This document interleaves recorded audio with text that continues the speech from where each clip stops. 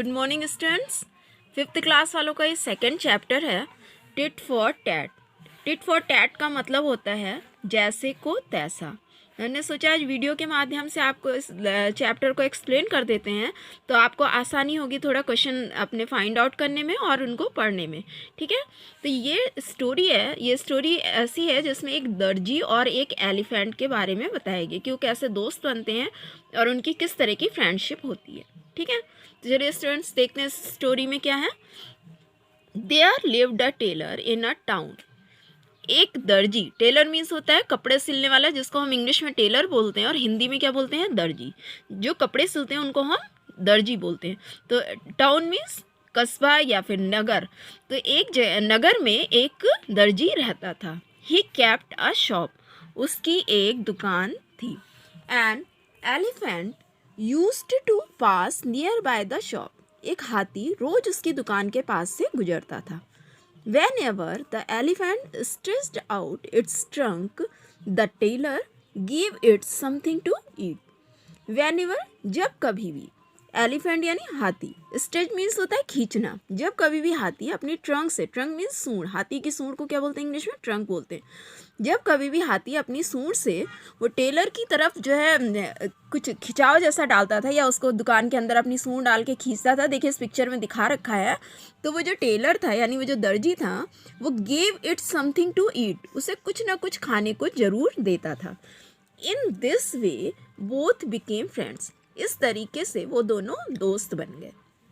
Once the tailor went somewhere, एक बार वो दर्जी जब कहीं गया हुआ था, his son was sitting in the shop, उसका जो बेटा था दर्जी का वो दुकान में बैठा हुआ था। ही वॉज मिस्चीवियस, वो बहुत ही शैतान था। As soon as the elephant pass, हमेशा की तरह वो हाथी उस दुकान के पास से गुजरा। He pricked a needle in its trunk, और उस हाथी ने फिर अपनी सूंड को उसी तरीके से उसकी दुकान में डाला। तो उसके बेटे ने क्या किया, निडल मीन्स होता है सुई, सुई को उसकी ट्रंक में प्रिक्ड कर दिया। प्रिक्ड मीन्स होता है चुभाना, चुभा दिया।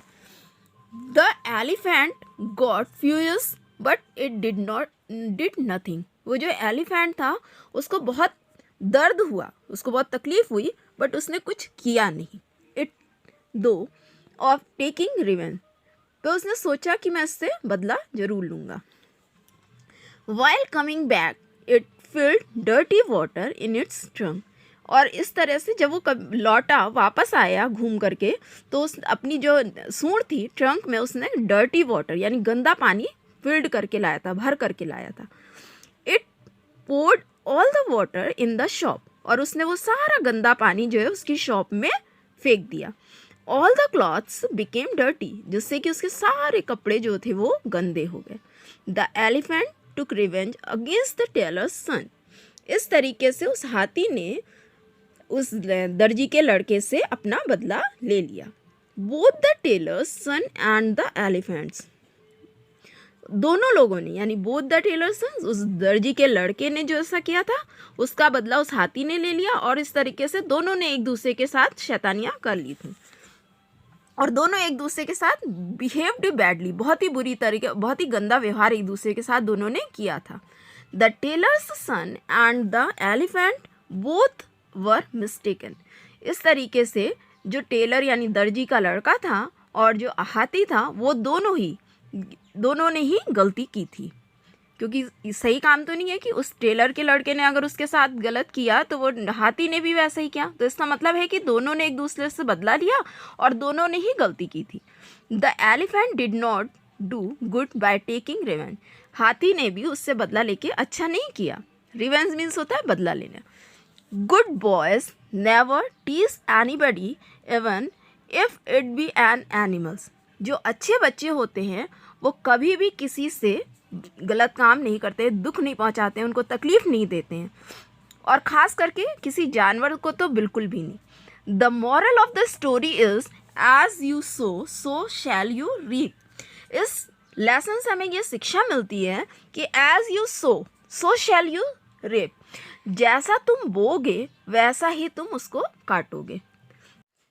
सो स्टूडेंट, हमें इस स्टोरी से क्या शिक्षा मिलती है? हमें किसी को भी कोई परेशान नहीं करना चाहिए, क्योंकि हम जैसा करेंगे वैसा ही परिणाम हमें मिलेगा। ओके, थैंक यू बच्चों। Stay home and stay safe.